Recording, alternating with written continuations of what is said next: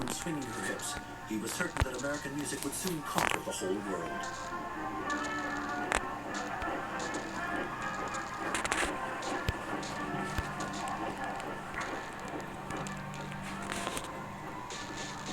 But the men parading behind the musicians no longer wore their unit's uniform. They were on a completely different assignment. Their initial arrival is in Brest, which is basically where Americans unload their ships and so on. And then they get sent to a place not that far away. It's an overnight trip called Montoire.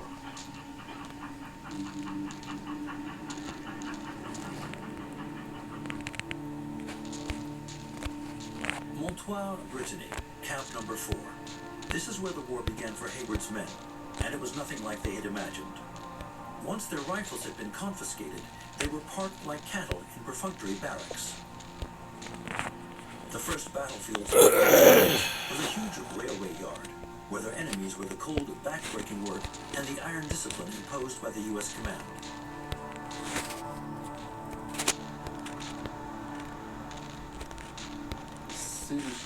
Segregation was practiced in the southern United States, and American barracks were subject to strict segregation laws.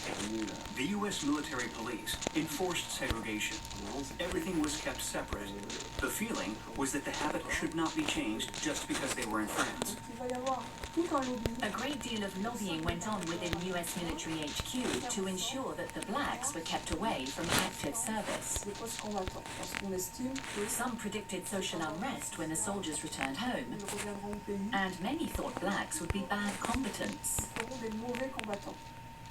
When it came to the military, Pershing was very conservative, and for him, the army was a white force, with black auxiliaries who could maybe unload boots, work on the docks, etc. He was quite happy for them to build railroads, trenches, and do some of the work, but their rifle had to be a pickaxe.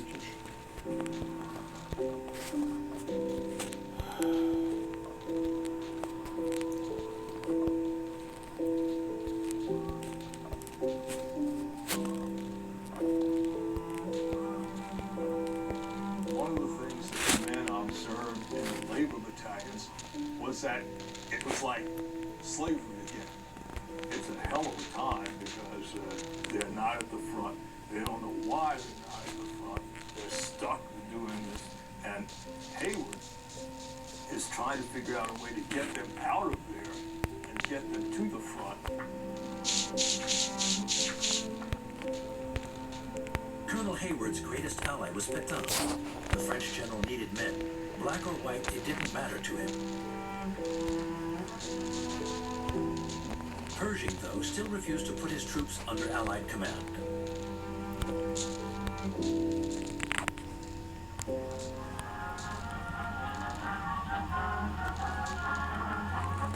Within the New York Regiment, a single small group managed to escape the forced labor, and they were the musicians in the regimental band. Wherever they went, the French welcomed them as saviors with open arms. James Europe and his band discovered a new world. But soon the musicians were called upon to play an entirely different scale.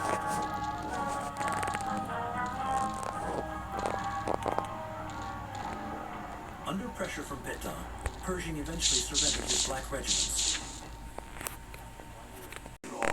Well, and the regiment hits it off very well with his French colleagues. A most beautiful thing has happened, Hayward wrote. We are now a combat unit. The French are wonderful, wonderful.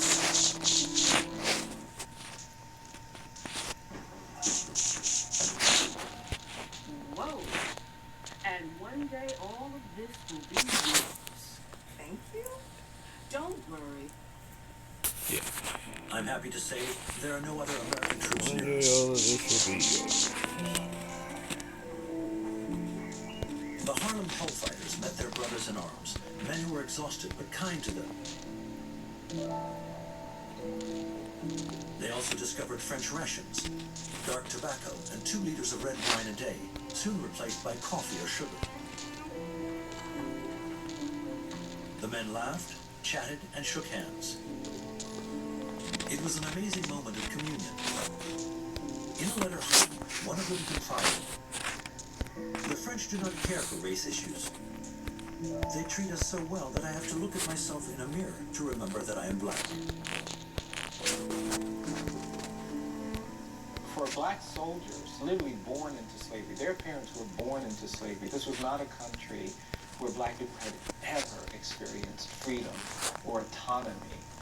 It was a foreign notion that people would respect you and not exclude you based on your color. And so the experience of going to Europe and being around people who valued you, despite the fact that you were black, who embraced you despite the fact that you were black, was transformative for many of these African American soldiers.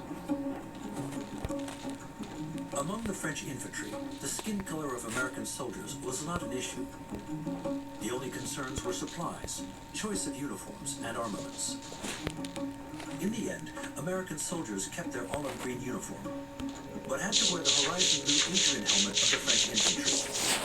Their rifles, too, would be French. While the Harlem Hellfighters integrated seamlessly, they were keen to display their affiliation to the United States. So they decided to sew a badge onto their uniforms. Then they opted for the most American of insignias, a rattlesnake, the symbol adopted by Benjamin Franklin during the War of Independence. Rattlesnake was also the nickname given by slaves to their white masters.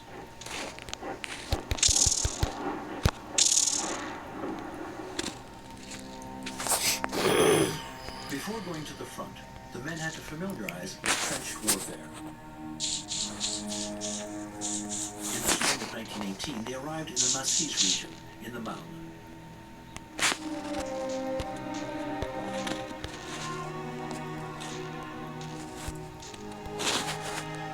This network of trenches had been taken back from the Germans in 1915. The operation cost both sides many hundreds of lives.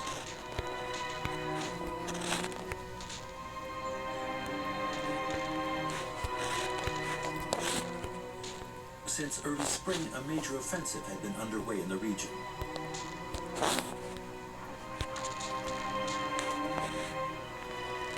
During the day, the men trained to advance in the forest of Argonne. At night, they had to defend their position.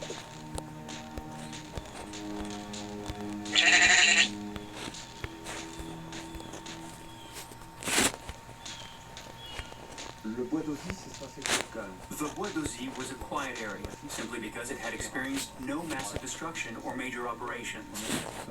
That's why the African Americans were sent here, simply to get used to focusing on life in a trench, how to live there, how to advance.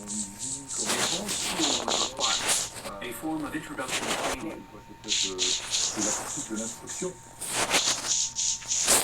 Mais c'est assez But it's quite complicated because at night, it's hard to find your way around, and it's difficult to keep in contact with your fellow men.